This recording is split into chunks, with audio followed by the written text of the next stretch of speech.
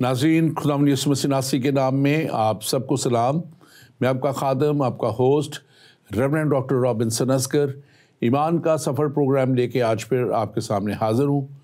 और मैं खुदावंद अपने खुदा का शुक्रगुज़ार हूँ और खुदावंद का शुक्र करता हूँ आपके लिए भी, और इस नए साल 2024 के लिए भी, जिसमें खुदा ने हमें ये फ़ज़ल बख्शा है कि हम इस नए साल को देख सकें और इस नए साल में हम सेहत और तंदुरुस्ती के साथ दाखिल हो सकें। और खुदावंद ने हमें पिछले सालों में संभाले रखा और पिछले साल में अपनी बरकत से मालामाल किया, अपनी हिफाजत में रखा। और हम खुदा का शुक्र करते हैं कि खुदावंद हमारा खुदा हमारी फ़िक्र करता है, हमारी मदद करता है, हमारे साथ साथ रहता है। और हम आज के इस प्रोग्राम के लिए भी खुदावंद का शुक्र करते हैं कि इस साल में हम इस लाइव प्रोग्राम में आपके साथ आ रहे हैं। और ख़ास तौर पे हम खुदा के शुक्रगुज़ार हैं इस प्रोग्राम ईमान के सफ़र के लिए। ये ईमान का सफ़र प्रोग्राम आप लोगों के लिए है ताकि आपको दुनिया को और दुनिया के ऐसे ख़ास लोगों के लिए भी जो खुदा से दूर हैं या खुदा के कलाम को नहीं जानते या उन तक खुदा का कलाम नहीं पहुंचा, उन तक भी इस पैगाम को जो है पहुंचाने के लिए हम आप तक आते हैं। और हम आपसे कहेंगे कि आप ज़रूर इस प्रोग्राम को शेयर कीजिए। हमारे पेज ईमान के सफ़र को, फेसबुक पेज और यूट्यूब पेज को आप लाइक कीजिए। और इसके साथ साथ आप जो है हमारा पाक ज़िंदगी पेज जो है, जो हमारे ज़िंदगी टीवी का पेज है, आप उसको भी लाइक कीजिए। और ये प्रोग्राम आपके लिए जो है ज़िंदगी टीवी पे भी लाइव जा रहा है, ये फेसबुक पे भी लाइव जाता है, और इसके साथ साथ बहुत से और प्लेटफॉर्म पे, सोशल मीडिया पे ही लाइव जाता है। और फिर एशिया सैट 7 पे ये सैटेलाइट के ज़रिए आप तक ये पहुंचाया जाता है ताकि आप इस प्रोग्राम को ना सिर्फ खुद देखें बल्कि दूसरों तक भी पहुंचा सकें। तो मेरी आपसे ये दरख्वास्त होगी कि आप इस प्रोग्राम को शेयर कीजिए। और इस प्रोग्राम में अगर आपका कोई भी सवाल हो तो आप हमें कॉल कर सकते हैं +1 585 542 5900। और ये हमारा फेसबुक ये हमारा नंबर है, व्हाट्सएप नंबर है, जिस पे आप हमें कॉल भी कर सकते हैं। आप हमें इस पे हमें अपने सवाल भी भेज सकते हैं। और हमारा स्काइप आईडी ज़िंदगी टीवी है, आप उस पे भी हमें प्रोग्राम भेज सकते हैं।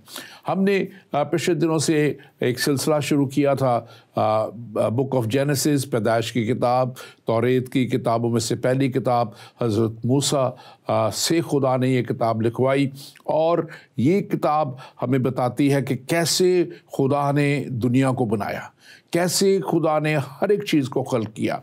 और हमने ये सब प्रोग्राम पीछे आपके लिए किए ताकि हम उन सारी बातों को आप तक ला सकें कि ये बिग बैंग थ्योरी या एवोल्यूशन, ये सब दुनिया की मन घड़त बातें हैं। असल बात इस कलाम मुक़द्दस में है और कलाम मुक़द्दस हमें तफसीलन बताती है। दुनिया की कोई किताब इतनी तफसील से क्रिएशन के बारे में नहीं बताती, तख्लीक के बारे में नहीं बताती जो ये किताब बताती है, बाइबल मुक़द्दस जो खुदा का कलाम है।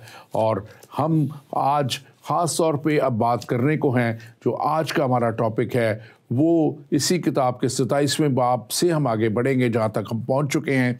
और हमारा जो टाइटल है आज के प्रोग्राम का कि क्या याकूब ने धोखा दिया। अक्सर ये बात कही जाती है कि याकूब और उसके भाई एसाव के दरमियान जो एक शुरू से एक कश्मकश थी जो माँ के पेट से ही जारी थी, और खुदा का प्लान उनके लिए क्या था, हम उस ताल्लुक से भी आज बात करेंगे।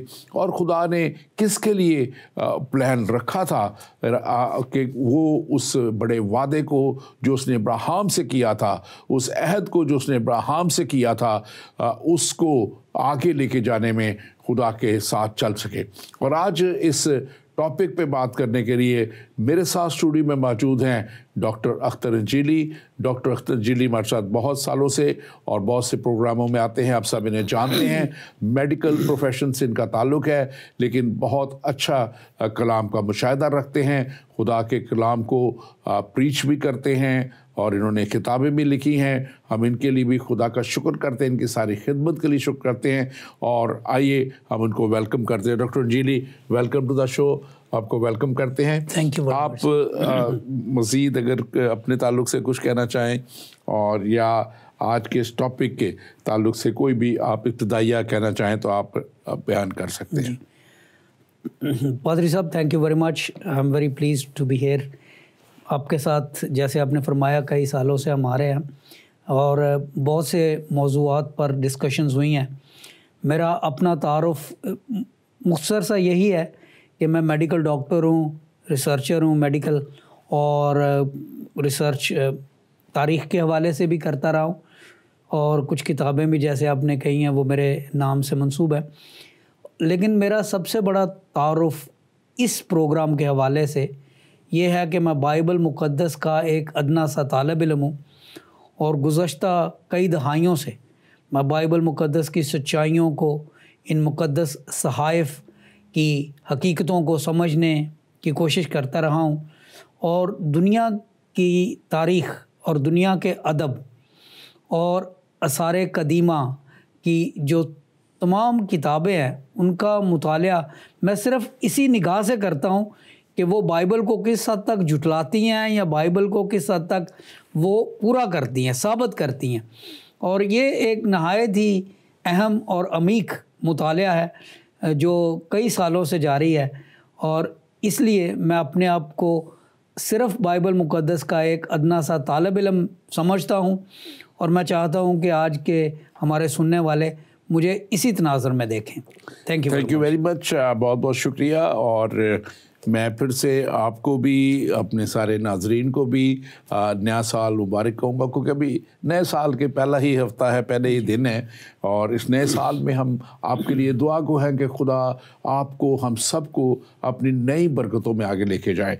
डॉक्टर अंजीली, हम बात जब कर रहे हैं इस आज के टॉपिक के कि क्या याकूब ने धोखा दिया, इसको हम आगे चलेंगे, लेकिन हम देखते हैं कि इस सारे इन अबवाब में और ख़ास तौर पर 27वें बाब में हमें नज़र आता है कि वहाँ पे गुस्सा है, वहाँ पे इख्तलाफ है, वहाँ पे धोखा है, वहाँ पे जो है जो दुश्मनी है, ये चीज़ें, तरफदारी भी नज़र आ रही है, पेरेंट्स अपने बच्चों की तरफदारी कर रहे हैं। इन सारी चीज़ों में जब हम देखते हैं तो फिर हमें खुदा भी नज़र आता है। जो असल बात है कि खुदा उन सब से किसी न किसी तरह मुंसलिक है और खुदा ने उन्हें छोड़ा नहीं और खुदा बल्कि अपना मकसद अब उनके वसीला से आगे लेके जाना चाहता है। आप इसके ताल्लुक़ से क्या कहेंगे? जी पादरी साहब, आपने बड़ी खूबसूरत इसकी तशरीह की है कि आज का जो हमारा मौजू है, मज़मून है, पैदाइश 27 बाब, उसको जब हम देखते हैं तो वो तमाम मज़ामीन जो दुनिया की बड़ी बड़ी फ़िल्म इंडस्ट्री के लोग जो हैं उन पे फ़िल्में बनाते हैं, मौत है, नफ़रत है, ज़िंदगी है, धोखाधड़ी है, दुश्मनी है, गुनाह है, बरकतें हैं, लानतें हैं, बाप की दुआएं हैं, माँ की मोहब्बतें हैं। अब इन तमाम मौज़ूआत को अगर आप देखें तो बॉलीवुड और हॉलीवुड और दुनिया के बाकी जितने बड़े अदारे हैं उनके नावल और उनकी फ़िल्में इन्हीं के ऊपर बनती हैं। लेकिन यहाँ पर पैदाइश की आगाज़ी कहानियों में, पैदाइश की किताब के आगाज़ी अबवाब में हमें ये तमाम मौज़ूआत यहाँ पर मिलते हैं। और इसमें जो सबसे बड़ी बात यह है कि इन तमाम मौज़ूआत के ताने बाने में ये जो भी सिलसिले चल रहे हैं, खुदा इंसान की इन तमाम हमाकतों को, चालाकियों को, बेवकूफ़ियों को लेकर वो उसके बावजूद अपना मकसद निकालता है और अपना मकसद पूरा करता है।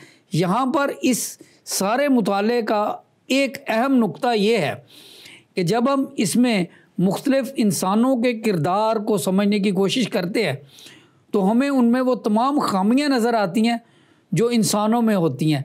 और यही चीज़ें इस कहानी को और बाइबल मुक़द्दस की तमाम कहानियों को दिलचस्प बनाती हैं, क्योंकि इसमें इंसानी खामियां नज़र आती हैं। लेकिन इन तमाम चीज़ों को जो बात मोतबर बनाती है वो ये है कि खुदा इन तमाम खामियों, चालाकियों, होशियारियों के बावजूद अपना मकसद पूरा करने में हमेशा कामयाब रहता है।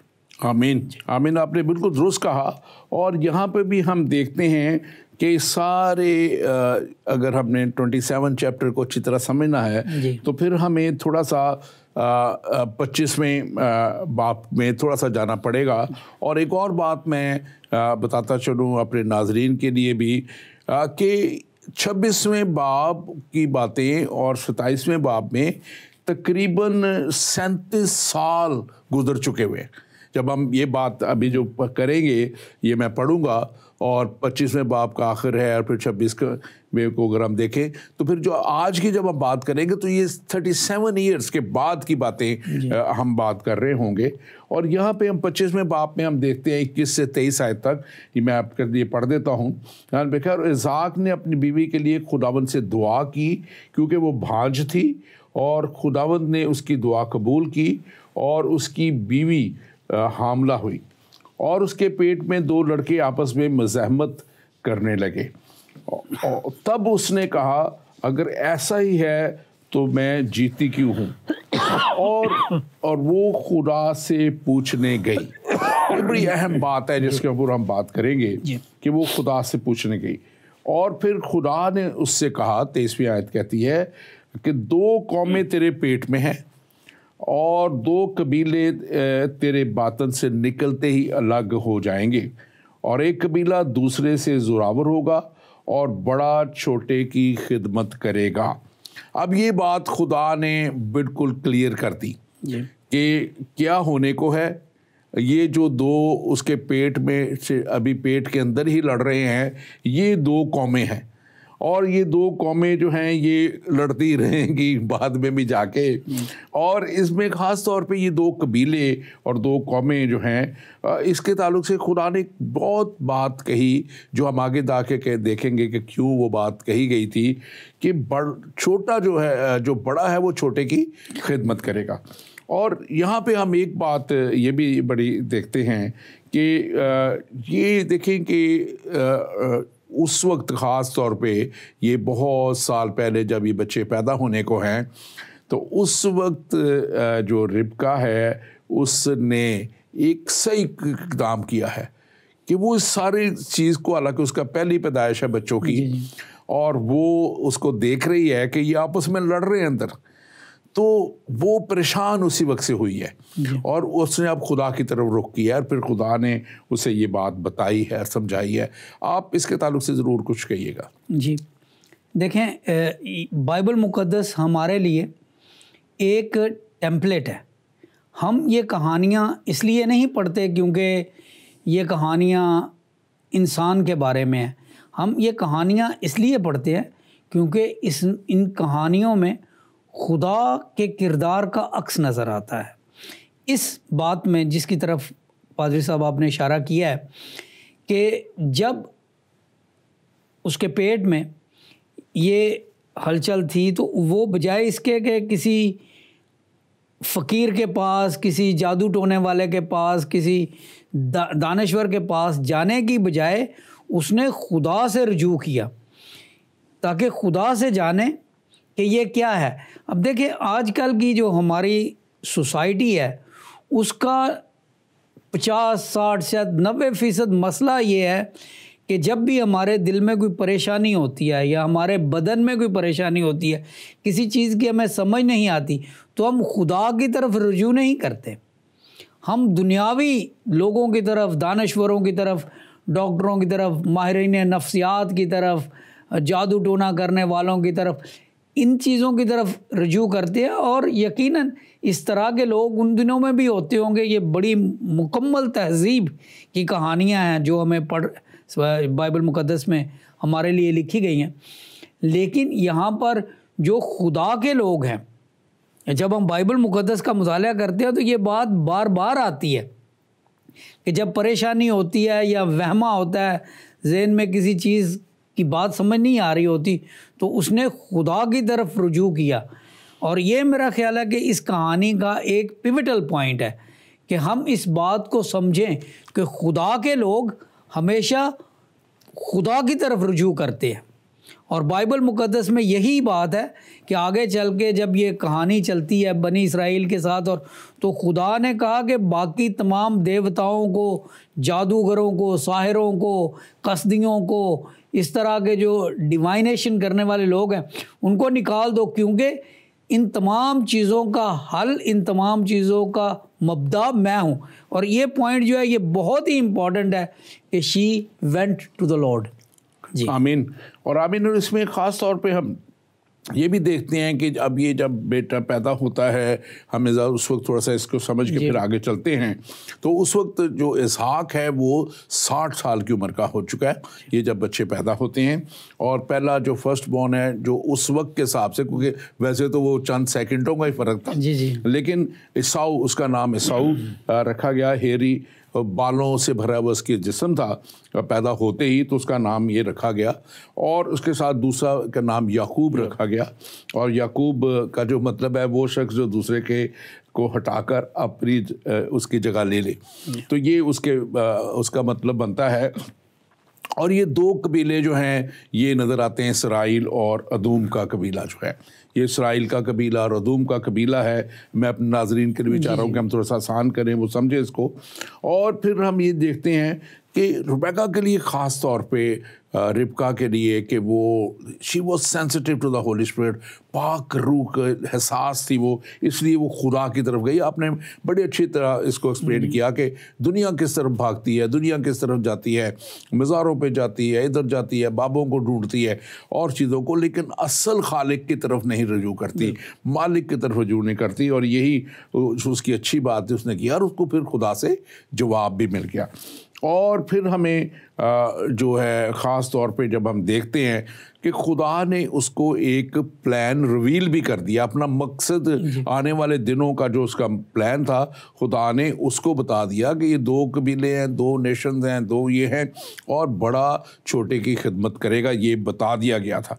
और यहाँ पे अब थोड़ा सा हमें देखना पड़ेगा कि जब हम इसके 29 से 34 आयत में जाते हैं 25 बाब की, तो लौटे का हक जो है, हमने पिछले प्रोग्राम में ये की थी बात कि जो है वो ईसाऊ ने सिर्फ एक खाने की खातर भेज दिया। हम उसकी डिटेल में नहीं जाते क्योंकि हमने पिछले प्रोग्राम में इसको कर दिया था। यानी कि जो बर्थ राइट था उसका, लौटे का हक था, ये बहुत बड़ी बात होती थी उन दिनों में। और उन दिनों में ख़ास तौर पे वो कबीले का सरदार कहलाता था, उसको विरासत में दुगना मिलता था, और उसकी बात यकीनन मुकद्दम होती थी, मानी जाती थी, फैसले वो करता था। और अब हम 37 साल के बाद अब ये सारी सिचुएशन जो आज हम डिस्कस करने को है ये हम देखते हैं।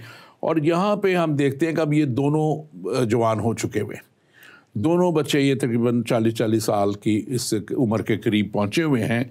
और ईसाऊ के ताल्लुक से लिखा है कि वो माहिर शिकारी बना, और जो याकूब है उसके ताल्लुक से लिखा है कि वो जो है वो खैमों में रहने वाला, अपने वालदा के पास रहने वाला और अपने लोगों में रहने वाला शख्स था।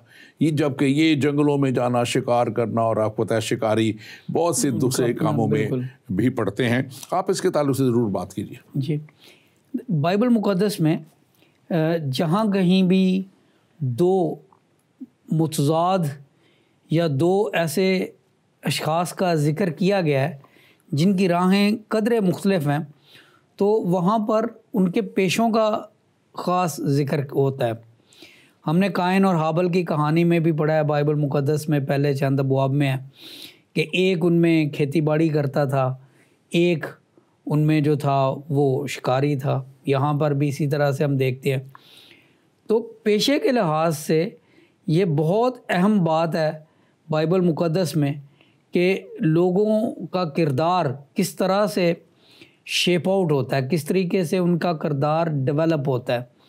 अब यही बात फिर आगे यूसुफ की कहानी में, दाऊद की कहानी में, ये तमाम चीज़ों में हमें नज़र आता है। इसलिए क्योंकि उस ज़माने में इंसान का पेशा बहुत हद तक इंसान के किरदार का आईनादार होता था। आजकल तो खैर पेशों की वो कदर व कीमत नहीं रही। जो शख्स आज उस्ताद है कल वो दर्जी बन जाता है, परसों वो कंप्यूटर इंजीनियर बन जाता है। तो बाइबल मुक़द्दस के इन अयाम में, इन औकात में, इस ज़माने में किसी शख्स का किरदार और उसका पेशा वो उसकी ज़िंदगी के साथ होते थे। लिहाजा जब हम ये कहते हैं कि, और जब हम आगे इनकी बरक़ात जो इन्हें मिलती हैं उनको हम देखेंगे तो फिर हमें दोबारा इन बातों का एहसास होगा कि जो बरक़ात पहले बेटे को मिली वो क्या थी, दूसरे को क्या, और इन तमाम चीज़ों का अक्स हमें उन बरक़ात में भी मिलता है। लिहाजा जैसे आपने फरमाया कि असौ जो था वो बियाबान का आदमी था, जंगल का आदमी था, शिकारी था, हर तरह की मुसीबत, हर तरह की मुश्किल बर्दाश्त करने का आदी था। लेकिन याकूब वो ज़रा घर का आदमी था, मैन ऑफ द हाउस। तो इसलिए उसका ताल्लुक़ जो था वो उसकी माँ के साथ ज़्यादा था। जो शख्स घर पे रहता है ज़ाहिर है उसका माँ के साथ ज़्यादा अटैचमेंट होती है, ये आम मुशाहिदे की भी बात है। लेकिन जो हुआ वो खुदा के प्लान के मुताबिक नहीं था। बेशक आखिरकार खुदा ने उस तमाम चीज़ को संभाल कर अपने मकसद को पूरा कर ही लिया। जी, थैंक यू वेरी मच, आपका बहुत बहुत शुक्रिया। आपने बड़ा खूबसूरत तरीके से इस सारी बात को बताया है। अब हम देखते हैं जब इस सारे वक्त में कि अब खुदा ने एक वादा किया हुआ है, वादा कह लें या खुदा ने एक बात कह दी, एक हुक्म सादर कर दिया था कि बड़ा जो है वो छोटे की खिदमत करेगा। अब बड़े ने भी अपने परोठे के हक़ को नाचीज़ जाना, और ये भी एक बात है कि क्योंकि खुदा शायद उसकी फितरत खुदा पहले से मालूम थी कि वो क्या करेगा, ज़ाहिर है खुदा को सब पता है, और इसलिए उसने खुदा ने जो है उसके लिए एक दूसरा हिस्सा चुना है ताकि वो एक दूसरी कौम बने, जो एक जिसके लिए बाद में कहा भी गया कि वो एक ऐसा होगा जो आज़ाद शख्स होगा। लेकिन ये शख्स जो है याकूब जो है ये चुना गया है ताकि ये उस बड़े खुदा के जो अहद को, पैगाम को, खुदा के वादा को जो उसने इब्राहिम से किया था उसको अब आगे लेके चले इसहाक के साथ, और फिर इसहाक ने अब वो पास ऑन करना था इनको। लेकिन खुदा किसी ऐसे शख्स को वो सब कुछ नहीं दे सकता जो किसी चीज़ की, जो कह लें कि वो उसकी कदर नहीं करता, कदर को ना समझता हो, उसकी वक़्त को ना समझता हो, और उसने उसका एक सिर्फ खाने की खातिर उसने अपने जो था परोठे के हक़ को बेच दिया है। और इसके साथ साथ उसकी फिर तबीयत, उसका मिजाज, उसका एक कलाम बताता है कि वो उसकी शख्सियत में काफ़ी आवारापन था और वो इस तरह फिरता था। और बाद में जाके भी हम देखेंगे कि उसने जो है वो गैर मज़ाहब में जो बुतों की पूजा करने वाली जो हैं औरतें, उनके साथ शादी की, और इसीलिए खुदा ने उसको नहीं चुना था।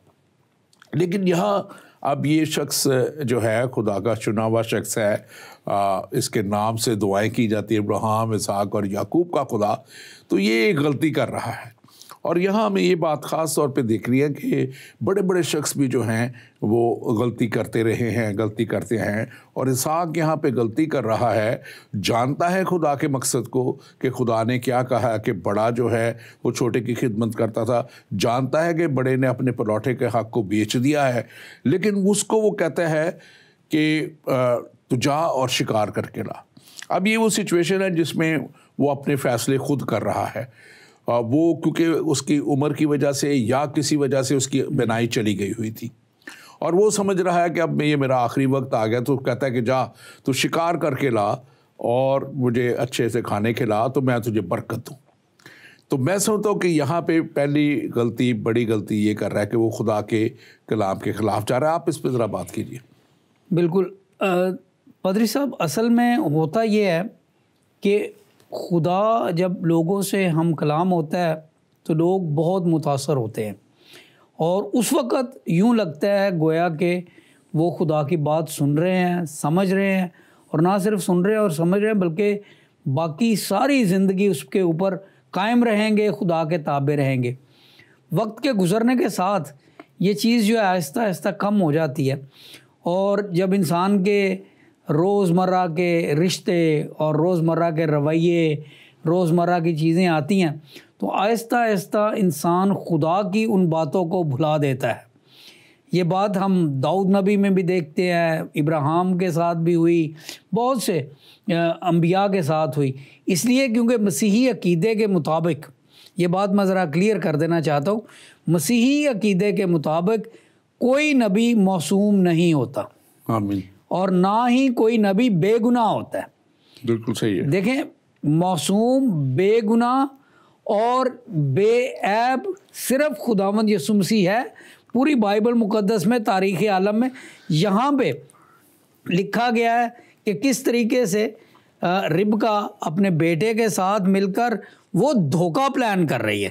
अब धोखा देना तो ये तो कोई पाकीज़गी या रास्तबाजी का काम नहीं है।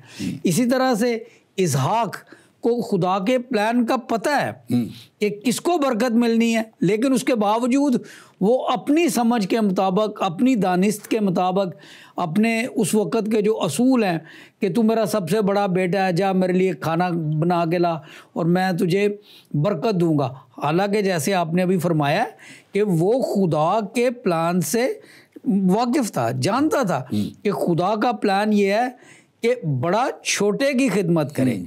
लेकिन उसके बावजूद हमने देखा है कि इसहाक ने भी यहाँ पे गलती की, उसके बाद रिबका ने भी गलती की, याकूब इस सारे खेल में आ गया। ये कभी कभी मुझे ऐसे लगता है कि बॉलीवुड की बड़ी बड़ी जो स्टोरीज है ना, हॉलीवुड की, वो इस तरह की चीज़ों से ली गई हुई हैं, क्योंकि these are the great themes of humanity. इंसानी तहजीब के ये बड़े बड़े मौज़ूआत है। बाइबल मुकद्दस की चंद पहली किताबों में हमें बहुत कुछ मिल जाता है।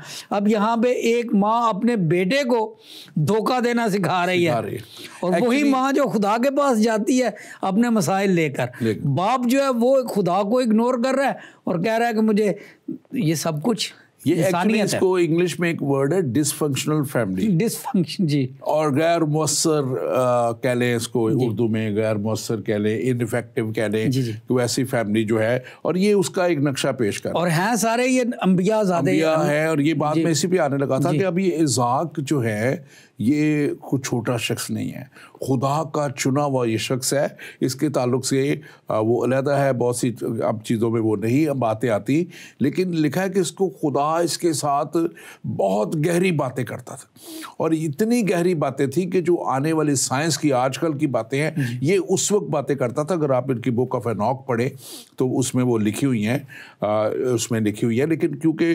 किताब मुकद्दस में नहीं आई इसलिए हम उसको नहीं ज़्यादा बात करते। तो और ये सबसे बड़ी बात जो है कि अब एक अहद किया गया इब्राहिम से, और इब्राहिम के बाद अब इसहाक है, और इसहाक को चुना गया था इस अहद को आगे लेके जाने के लिए। और ये एक अब बड़े नबी और एक बड़े खुदा के करीब शख्स का रुतबा रखता है, क्योंकि अभी भी आज जब दुआएं की जाती हैं, जूस करते हैं, क्रिश्चियंस करते हैं, या इब्राहिम, इसहाक और याकूब के खुदा, तो इतना बड़ा इसका नाम था, इतना बड़ा इसका रुतबा था, लेकिन हम ये देख रहे हैं कि ये गलती कर रहा है, ये जो है शायद भूल गया है या गलती कर रहा है। तो एक बात तो आपने भी कही और मैं भी इसको कहना चाहता हूँ कि खुदा लोगों को चुनता है उनकी सारी खामियों और उनके के बावजूद, और जब उनको चुन लेता है तो फिर वो उनकी खामियों को दूर करके उस वक्त उनको वो रुतबा दे देता है जहाँ पे नबी का, जैसे आगे जाके हम देखेंगे अगले चैप्टर्स में भी कि याकूब अभी किसी बड़े ओहदे पे नहीं गया, किसी बड़े रुतबे पे नहीं गया, और जब तक वो सीधा नहीं कर लिया गया तब तक वो इसराइल नहीं कहलाया, जिसको खुदा ने उसको लक़ब दिया कि तू इसराइल कहलाएगा और तुझसे कौम इसराइल कहलाएगी। लेकिन जब तक वो भी टेढ़ा मेढ़ा चलता रहा, गलतियां करता रहा, वो खुदा ने उससे वो काम जो लेना था उसके लिए खुदा ने उसको उस वक्त तक मुकर्रर नहीं किया। चुना हुआ तो वो था लेकिन मुकर्रर नहीं अभी तक हुआ था, तो मुकर्रर नहीं किया। तो ये मैं देखता हूँ कि इसमें ख़ास तौर पे जो आपने बात कही, आप उसको ज़रा मज़ीद आप कुछ कहना चाह रहे हैं वो भी कहिएगा। और इसको ये भी देखिएगा कि अब ये चारों जो हैं खुदा के, जैसे आपने बात की, अपने अपने ज़ोर से या अपनी अपनी अकल से खुदा के काम को पूरा करना चाह रहे हैं। आप बात कीजिए। जी पादरी साहब, मैं इस बात की तरफ इशारा करना चाहता था कि ईसौ और याकूब ये दोनों के बेटे थे। ये तो नहीं कि ये इसहाक के बेटे थे या रिबका के बेटे थे, नहीं, दोनों के। लेकिन पैदाइश 27 बाब की पहली आयत में जब इसहाक बुलाता है ईसौ को, तो ईसौ को कहता है आए मेरे बेटे। और जब फिर वो प्लानिंग रिबका कर रही है तो वो 8वीं बाब में वो याकूब को बुलाती है और वो कहती है आए मेरे बेटे, हमारे बेटे। यानी कि यहाँ पे वो, मैं आपकी बात को आगे बढ़ा रहा हूँ कि वो जो डिसफंक्शनल एलिमेंट है एक ख़ानदान का, बजाय इसके कि वो दोनों को ये कहे कि आप दोनों हमारे बेटे हैं, अब खुदा का प्लान आपके लिए ये है, आपके लिए ये है, तो एक ख़ानदान के तौर पर, एक फंक्शनल ख़ानदान के तौर पे आगे चले। नहीं, ईसौ का एक अपना एजेंडा है और वो याकूब जो है इसहाक वो उसे पूरा कर रहा है क्योंकि वो बड़ा है। तो वो कहता है आए मेरे बेटे, मेरे लिए खाना ला ताकि मैं तुझे बरकत दूं। अब उधर से रिबका याकूब को कह रही है आए मेरे बेटे, मैंने ये बातें सुनी हैं, अब तू ये कर के जो मैं तुझे बात बताती हूँ तू उस पर अमल कर। पूरा फ्रेब, धोखा, झूठ। एक्चुअली ये बात मैं चाह रहा था कि आज इसमें करें कि ये वालदैन को बहुत मोहतात रहना चाहिए कि जो ये फेवरेट्स जो हैं वो बना लेते हैं और फिर वो घरानों में नफाक का मस्त बन जाता है, लड़ाई झगड़े की वजह बन जाती है।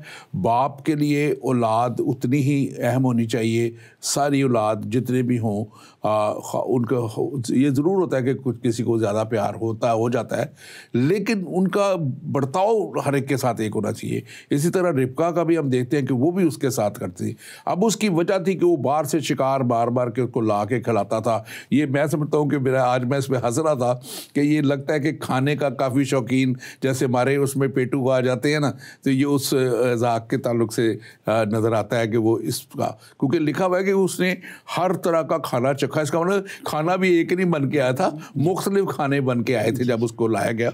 हम उस पर आगे जाके बात करेंगे। लेकिन इसके साथ साथ हम ये देखें कि उसकी माँ जो है वो ज़ाहिर है वो घर में रहता है, वो हर वक्त उसके पास रहता है, उसका दुख दर्द बांटने के लिए वहाँ पे मौजूद होता है, तो वो उसका फेवरेट बन जाता है। तो ये फेवरेटिज़म वाली जो चीज़ है, मैंने एक ही बात सीखी थी डॉक्टर मैरनिकी से। वो कहती है कि मुझे खुदा ने क्लियरली कहा कि मेरे कोई फेवरेट नहीं है, मेरे कोई फेवरेट नहीं, जो कोई मेरे साथ अपना दिल लगा लेता है वो मेरा फेवरेट बन जाता है, वो मेरा फेवरेट बन जाता है। आप कुछ कहना चाह रहे हैं, लेकिन इससे पहले मैं अपने नाजरीन से कहूँगा कि आप ज़रूर इस प्रोग्राम को शेयर कीजिए।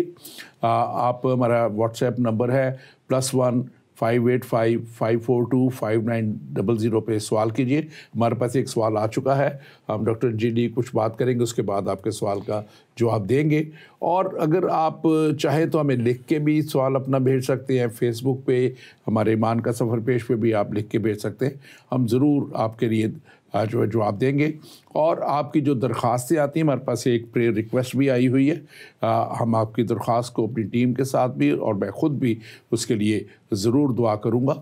आप ज़रूर हमें अपनी प्रेयर रिक्वेस्ट भी भेजिएगा। जी डॉक्टर जी, आप कुछ कहना चाहते हैं? फिर सर मैं आपकी बात को ही आगे बढ़ाना चाहता हूँ कि 27 बाब में, पैदाइश की 27 बाब में लिखा है कि उसका जो दूसरी आयत है उसमें लिखा है कि अब ये वक्त था कि इसहाक बूढ़ा हो गया और उसने कहा कि मुझे अपनी मौत का दिन नहीं मालूम, इसलिए ये सारा कुछ हो रहा है।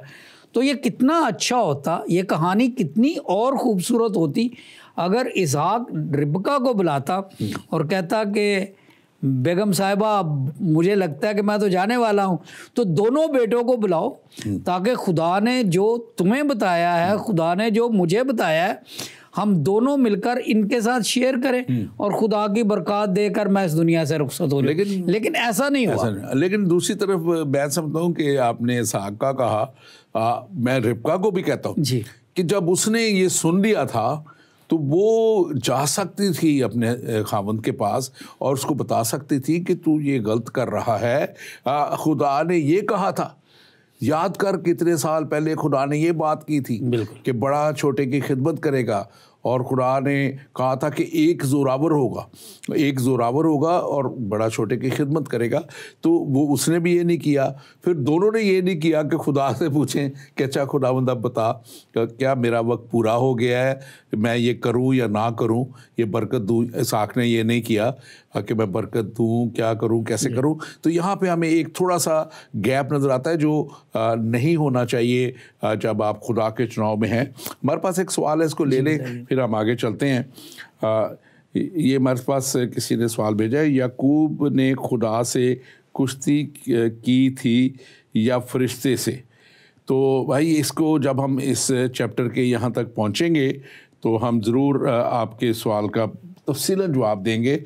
लेकिन कलाम मुक़द्दस हमें ये बताता है कि खुदा फरिश्ते के रूप में उसके साथ आया था, और जहाँ भी खुदा फरिश्ते के रूप में आता रहा है, बाइबल की बहुत सी आयतें इस बात की तस्दीक करती हैं कि वहाँ यीशु मसीह का रूप नज़र आता है, और यीशु मसीह खुदा के फरिश्ता के तौर पे वहाँ आते थे।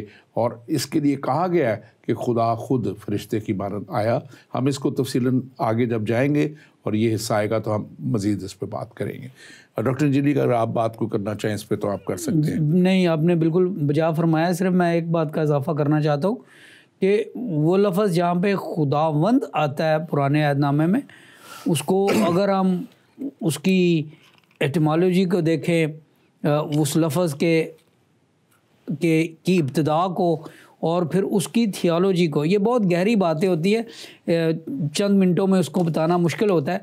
लेकिन जैसे आपने कहा है कि वो तमाम इशारे और उसकी मानवियत के तमाम ज़ाविये खुदावंद यीशु मसीह की ज़ात अक़दस पर जाते हैं, और यही मसीहियत में इसका जवाब है।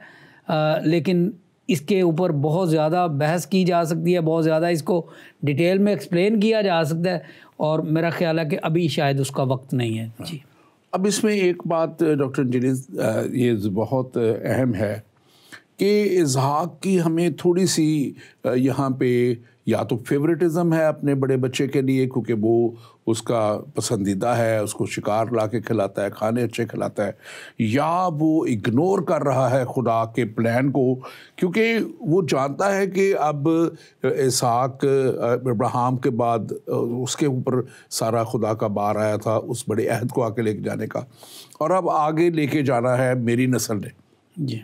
और वो ये भी जानता है कि ये किस किरदार का है। और ये जब बात होती है, इससे पहले अगर आप देखें तो 26 के बाब के आखिर की आयत में लिखा हुआ है कि इसने ईसाऊ ने जो है शादियां करनी थी गैर कौम की औरतों के साथ जो बुत परस्त औरतें थी, और वो बुत परस्त औरतों ने यहाँ तक लिखा हुआ है कि उन्होंने इसहाक और रिबका के वो वबाले जान हुई। मैं बल्कि पढ़ देता हूँ 26 बाब और उसकी 34 से 35 आयत में, जब ईसाऊ 40 बरस का हुआ तो उसने बेरहती की बेटी यहूदत और एलवनहती की बेटी बशामत से ब्याह किया, और वो इसहाक और रिबका के लिए वो बाले जान हुई। अब ये वो बाले जान कैसे हुई? ये खुदा के साथ चलने वाले लोग थे, ये खुदा को मानने वाले लोग थे, ये एक खुदा की इबादत करने वाले लोग थे, और वो बुतों की पूजा करने वाली और अपनी रवायात और रस्मों को लेके जब आ गई तो जाहिर है वहाँ तो उन्होंने वही करना था जो वो करती रही हैं, और उन्होंने यकीनन जो है इसको अपना जो है ईसाऊ को भी उसी लाइन पे लगाया हुआ था। तो इसलिए इसको इसहाक को मैं समझता हूँ कि ये बात समझ लेनी चाहिए थी कि ये उस बड़े काम को आगे लेके जाने के लिए नहीं है, फिट भी नहीं है, और खुदा ने भी इसको नहीं चुना है। आप इसके ताल्लुक से ज़रूर बात कीजिए। जी बिल्कुल। हम जब भी बाइबल मुक़द्दस का मुताला करते हैं, और बाज़ औक़ात मैंने देखा है कि पादरी साहिबान भी और जो लोग अपने आप को आलम समझते या कहते हैं, वो बाइबल मुक़द्दस की किसी एक आयत को लेकर तो उसके ऊपर बहस करना शुरू कर देते हैं। बाइबल मुक़द्दस को पढ़ने और समझने का तरीका ये है कि इसको तसलसल से पढ़ा जाए, यानी कि जैसे आपने अभी फरमाया कि जब हम पैदाइश 27 बाब में देखते हैं तो हमें यूँ लगता है गोया कि यहाँ पर ईसाऊ के साथ ज़्यादती हो रही है। यूँ लगता है इंसानी नुक्ता निगाह से हम देखें तो लगता है कि ईसाऊ के साथ ज़्यादती हो रही है, क्योंकि उसकी माँ ने और उसके बाप ने किसी भी तरह से तमाम बरकतें जो हैं या पेलोठे होने की बरकतें जो हैं वो तमाम याकूब को मिल गई हैं। लेकिन अगर हम थोड़ा सा पीछे जाएं तो जैसे आपने फरमाया है कि ईसाऊ के चाले शुरू से ही ख़राब थे, और फिर उसका किरदार जंगलों में जाना, शिकार करना, गैर अक़वाम के साथ मेल मिलाप रखना, उनसे शादियां करना, तो ये सब कुछ हमें उस वक़्त नज़र नहीं आता। लिहाजा जब हम बाइबल मुक़द्दस का मुताला करते हैं तो हमें ये देखना पड़ता है कि जिस किरदार का, जिस शख्सियत का हम मुताला कर रहे हैं उसके किरदार का तसलसल क्या है, उसके किरदार में कौन से ऐसे वाक़यात पहले आए हैं जिनकी वजह से अब के वाक़यात हो रहे हैं। जी। और ये हम जब इस वाक़या को सारे को देखते हैं जो ख़ास तौर पे, तो इसमें हमें अब मेन किरदार, जैसे आपने भी कहा, हम यहाँ काम में देखते हैं कि रिबका ने जो है ये सब प्लान किया। और रिबका अब एक लिहाज से अगर देखा जाए तो वो शायद खुदा के उस प्लान को, उस वादे को समझती थी, जानती थी, लेकिन वो अपने तौर पे पूरा करना चाह रही है, वो अपने ज़ोर में पूरा करना चाह रही है। और वो एक धोखा, जो हमने आज का टॉपिक भी है, आज का उन्वान भी है कि क्या याकूब ने धोखा किया।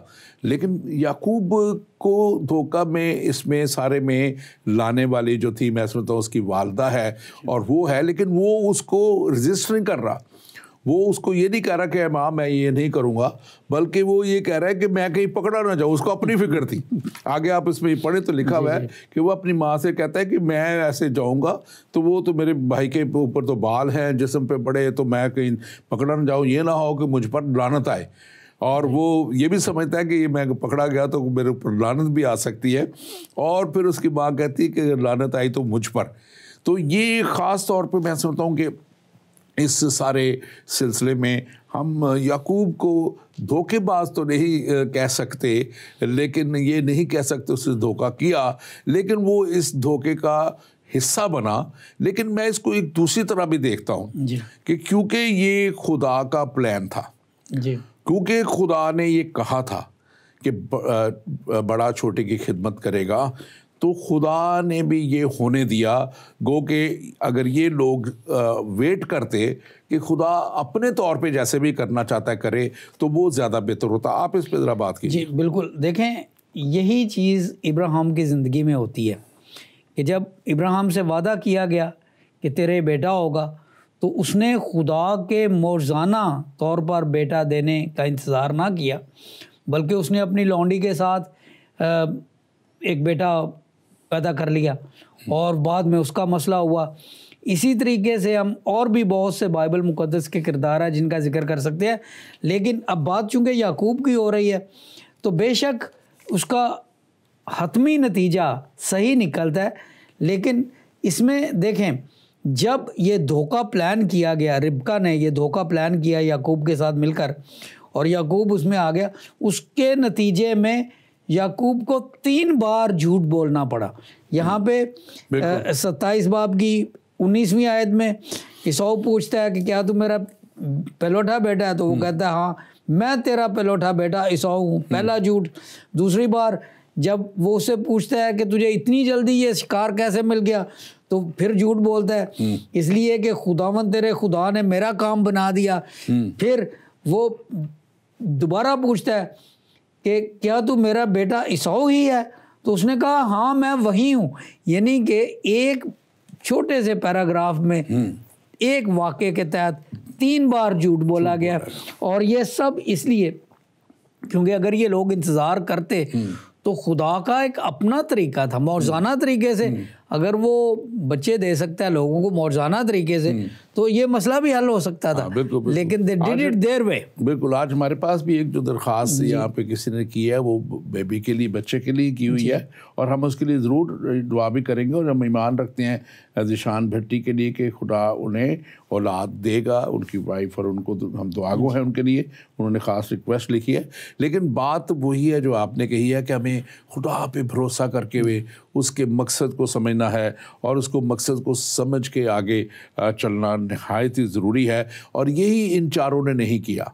इन चारों ने खुदा के मकसद को जानते हुए भी, ईसाऊ भी जानता था कि उसने अपना जो इकलौते का हक बेच दिया हुआ है, वो फिर भी बाप से झूठ बोल रहा है। वो बाप से कह रहा है कि इसने मेरे साथ पहले भी धोखा किया, हालांकि पहले उसने कोई धोखा नहीं किया था। उसने उसका जो है ख़रीदा था उसके हक को, जो कि बेशक वो उस पर बहस हो सकती है कि वो ठीक खरीदा था या गलत खरीदा था, लेकिन उसने उसका हक खरीद लिया था उससे। इसी तरह ये तीनों हम देख रहे हैं कि अपनी अपनी जगह पे। लेकिन एक बात जो मैं चाहता हूं कि हम अपने नाजरीन को भी आज ख़ास बताएं कि हमें ये नहीं भूलना कि खुदा जो है सारे मंबा है, हर तरह की ब्लेसिंग का मंबा है, वो सोर्स वही है ब्लेसिंग का, और वही है जो अपनी वादों को पूरा करता है और वो वादा पूरा करना जानता है। इसलिए हमें उसको काम करने देना चाहिए। बाज़ दफ़ा हम लोग अपनी कुव्वत से, अपनी मर्ज़ी से वो पूरा करना चाहते हैं। अच्छा, खुदा ने कहा था अब मैं ये करता हूँ, मैं वो करता हूँ। खुदा खुद वो सारे काम आपके रास्ते में ले आता है जब खुदा ने कोई काम करना हो। और आप इसके ताल्लुक से मज़ीद कुछ बयान कीजिए थोड़ा। जी बिल्कुल। हम अपने आप इंसान होते हुए जबिलतन या फितरतन कह लें, हमें एक चीज़ है जो हम किसी चीज़ का इंतज़ार नहीं कर सकते। इंसान में पेशेंस बहुत कम है, और खुदा सबसे बड़ी चीज़ जो अपने लोगों को सिखाना चाहता है वो है सब्र, पेशेंस। मैं कभी कभी सोचता हूँ कि हमारे आजकल के जो कलीसियाई रहनुमा हैं वो ट्रेनिंग के लिए सेमिनरीज़ में जाते हैं, सेमिनार्स अटेंड करते हैं, PhDs करते हैं, बहुत कुछ करते हैं ताकि वो चर्च लीडर बन सकें। बाइबल मुक़द्दस में सबसे बड़ा चर्च लीडर पुराने अहदनामे में जो था वो मोसेस था, और उसकी ट्रेनिंग के लिए खुदा ने उसे भेड़ों बकरियों पे 40 साल लगवाए ताकि वो वहाँ पे सीखे। क्योंकि जो कुछ भी फ़िरौन के दरबार से सीखा था उसमें सब्र का अंसर नहीं था, कि सब्र नहीं था, क्योंकि वो तो जर्नैल बनते थे ना वहाँ पे, फ़िरौनी जर्नैल होते थे। वहाँ पे सब्र क्या, वहाँ पे हुक्म चलाना, हुक्म देना, हुक्म मनवाना, ये बातें थी। अब भेड़ों बकरियों को कौन हुक्म मनवा सकता है? लिहाजा वो सब्र के साथ सब कुछ, और हज़रत मूसा को खुदा ने सब्र सिखाया कि how you have to be patient with my people. अब यहाँ पे हमने देखा अभी कि इब्राहिम ने भी सब्र नहीं किया कि खुदा ने वादा किया तेरा बेटा होगा, बेटा तो मेरा ही होगा ना, तो सारा के अलावा उसने अपनी लौंडी के साथ बेटा पैदा कर दिया। लेकिन यहाँ पे भी हम देखते हैं कि जो वादे हो गए हैं उनके लिए सब्र नहीं हो रहा। ये बहुत बड़ी बात है यहाँ पर इस पूरी कहानी में, कि जैसे आपने फरमाया अगर हम सब्र करें तो खुदा का एक अपना प्लान होता है, वो अपने वक्त के मुताबिक वो प्लान जो है उसका नफाज कर देता है, उसे पूरा कर। अच्छा, एक और बड़ी खूबसूरत बात यहाँ पे, अब देखिए, अब ये तो वो कर रहा है अपनी मर्जी से, ईसाऊ को ब्लेस करने के लिए, उसको खाने के लिए कह रहा है सब कुछ, और चला जाता है याकूब उसके सामने। और एक मैं आयत आपके सामने पढ़ने लगा 27 बाब की 27 से 29 आयत तक जब हम देखें तो वहाँ पे लिखा हुआ है, और उसे दुआ देकर कहा कि देखो मेरे बेटे की महक उस खेत की मानद है जिसे खुदावंद ने बरकत दी हो। अब वो अपनी तरफ से ईसाऊ के लिए कह रहा है, खुदा की वो खुशबू जो है वो याकूब के अंदर वो ऐसी डाल रहा है, याकूब की पर्सनैलिटी के अंदर एक ऐसी खुशबू उसको आ रही है कि वो ये कहने पे मजबूर हो जाता है कि उसके मेरे बेटे की महक उस खेत की मानद है जिसे खुदावंद ने बरकत दी। तो यहाँ पे खुदावंद जिसको बरकत देना चाह रहा है, अब खुदावंद उसको ले आया है उसके सामने। वो जिसको बरकत देना चाह रहा है वो रास्ते से हट चुका हुआ है और ये उसके सामने है, और अब ये वो कुछ कह रहा है जो खुदा चाहता है। और आगे जाके जब उसको वो बरकत देता है तो यहाँ लिखा है, खुदा आसमान की ओस और ज़मीन की फरबही और बहुत सा अनाज और मैं तुझे बख्शे, और कौमें तेरी खिदमत करें और कबीले तेरे सामने झुकें। तू अपने भाइयों का सरदार हो और तेरे माँ के बेटे तेरे आगे झुकें। जो तुझ पर लानत करे वो खुद लानती हो, और जो तुझे दुआ दे वो बरकत पाए। अब ये देखें वो बड़ी ब्लेसिंग्स हैं जो खुदा ने याकूब के लिए जो है उसके बाप इसहाक से दे दी, उसे दिलवा दी और उसको लिए कह दी। और इसका आखिरी हिस्सा अगर देखें तो ये वही बरकतें हैं जो इब्राहिम के लिए खुदा ने कही थी कि जो तुझ पर लानत करे वो खुद लानती हो और जो तुझ पर जो तुझे दुआ दे वो बरकत पाए। और इसीलिए मसीही जो हैं वो जब बरकत देते हैं, इसराइल के ऊपर बरकत मांगते हैं, तो ये कलाम के मुताबिक लिखा हुआ है कि जो उसको बरकत देगा उसको बरकत देगा, जो उसको लानत करेगा उस पर लानत आएगी। और ये मैं समझता हूँ कि बिल्कुल बिब्लिकली खुदा अब सारा काम जो है आगे बढ़ा रहा है, जो उसने इब्राहिम से, इसहाक से और अभी याकूब के लिए ये बरकतें आगे चली गई। अब याकूब को एक वक्त आएगा कि जब वो पूरा खुदा के प्लान के मुताबिक तैयार कर लिया जाएगा तो फिर वो आगे जाके एक बड़ी ब्लेसिंग में जाएगा।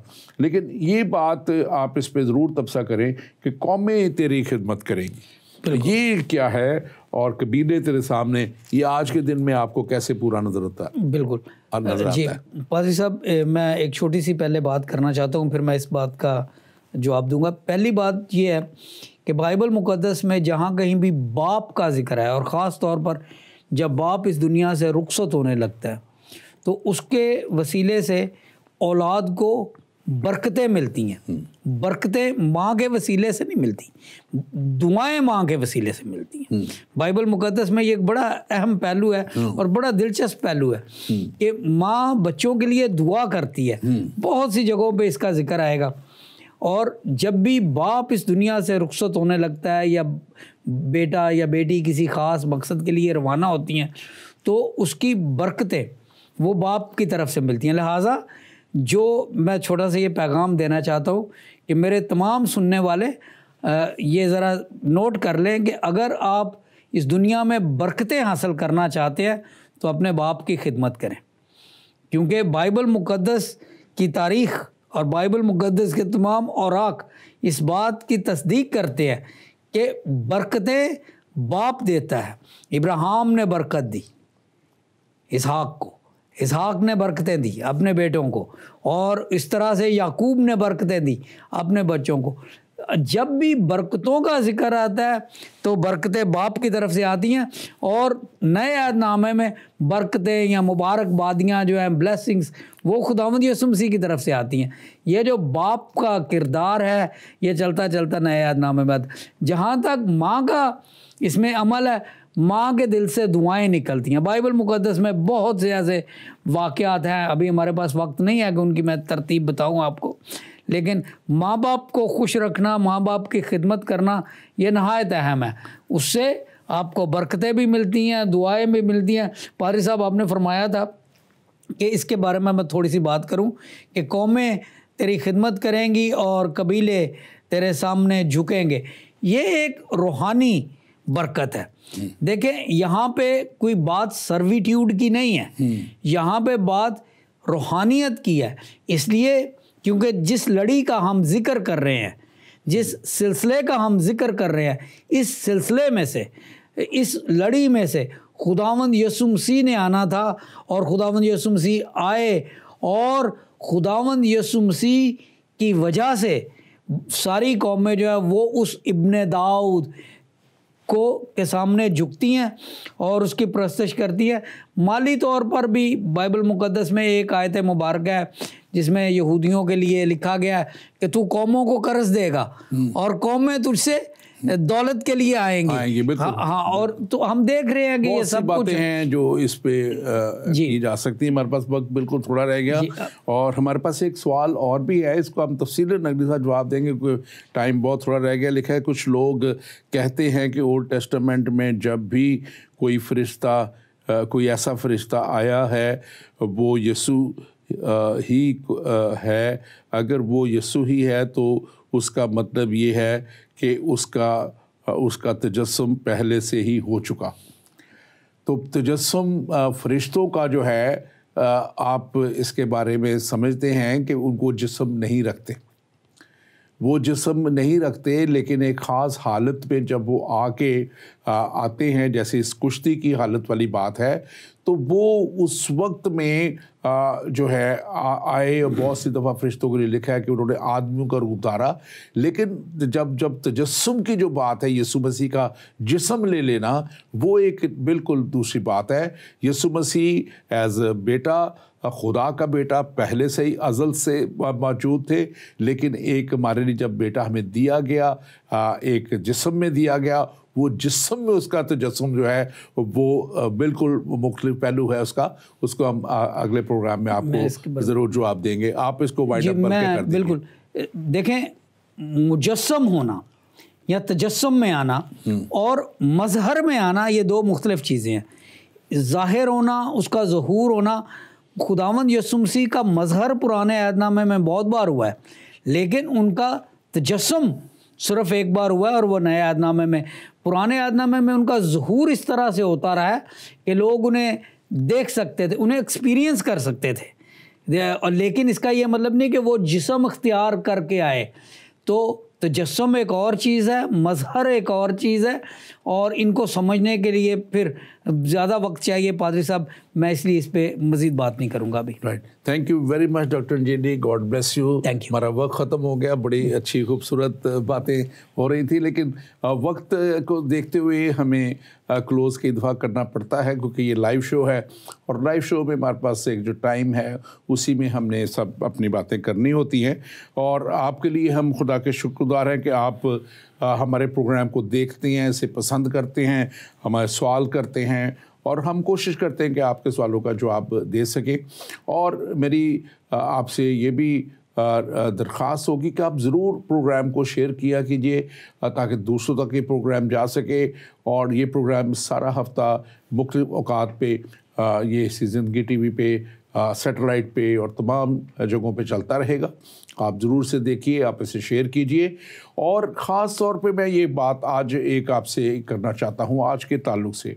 आज का बेशक इसको किसी नज़र से भी देखा जाए कि क्या याकूब ने धोखा दिया, असल में वो एक सारे प्लान का हिस्सा ज़रूर बना, लेकिन ये खुदा का मकसद था जो खुदा ने पूरा किया, और खुदा ने इसको होने दिया ताकि ये खुदा का प्लान पूरा हो, और किसी भी तौर पे कोई गलत शख्स उस बरकत को ना ले सके। यकीनन बरकत तो खुदा ही ने देनी है, और बरकत तो खुदा ही देता है। अल्टीमेटली अगर वो आ भी जाता तो खुदा शायद वो बरकतें उसको ना देता, क्योंकि जो इसहाक है उसने तो बरकत मांगी, बरकत देनी किसने है वो असल बात है। और इमसाल की किताब में आप 16 बाब और उसकी 33 आयत लिखें कि कुरा गोद में डाला जाता है, पर उसका सारा इंतज़ाम खुदावंद की तरफ से है। कुरा तो लोग डालते हैं, दुआ तो इसहाक ने दे दी, लेकिन पूरी किसने करनी थी? पूरी तो खुदावंद खुदा ने करनी थी, उसको खुदा ने ही पूरा करना था। और इसीलिए खुदा उस शख्स को ले आया जिसके लिए दुआ पूरी होनी थी, जिसको खुदा ने बरकत दे के आगे लाना था, जो खुदा की तबीयत के मुताबिक ढल जाने के लिए तैयार था, जो गैर कौमों में नहीं गया, जिन्होंने खुदा के ख़िलाफ़ उसने गुनाह नहीं किए, और जो एक शिकारी नेचर नहीं रखता था। शिकार करना कोई बुरी बात नहीं है, लेकिन एक उस नेचर में ढल जाना और उस तरह के काम करने जो कि बहुत से ईसाऊ के ताल्लुक़ से लिखे हुए हैं कि वो बहुत से गलत काम करता था, और फिर गलत औरतों के साथ जहाँ से इसके रिश्ते बने, जहाँ से इसने शादियाँ की, ये उनके साथ मिक्सअप हो गया। और यही वो चीज़ें थी जो उसको क्वालिफाइड नहीं करती थी कि वो खुदा की तरफ से मुकर्रा लीडर बन सके, कौम को आगे लेके जाने वाला बन सके, और खुदा के वादा को पूरा करने वाला बन सके। आपकी ज़िंदगी में भी अगर कोई ऐसी बातें हैं जो आप चाहते हैं कि खुदा से हासिल करें, तो फिर ज़रूर देखें कि क्या आपकी ज़िंदगी भी उस तौर पे है कि खुदा आपको उन बरकतों में लेके जा सके। और अगर आपकी ज़िंदगी में कोई ऐसी बातें हैं जो वाकई ही खुदा के और आपके दरमियान में रुकावट हैं, तो मैं आज आपसे ज़रूर कहूँगा कि आप उनको दूर कीजिए और एक पाक दिली के साथ खुदा उनके साथ आएँ। तो खुदा का कलाम कहता है कि पाक दिल उसे देखेंगे, यीशु मसीह ने खुद फरमाया था। और आपके लिए भी आज यही कलाम है कि आप खुदावन के पास आएँ, खुदावन के साथ चलें और खुदावन की बरकतों को हासिल करें। खुदावंद आपके साथ हो। आमीन।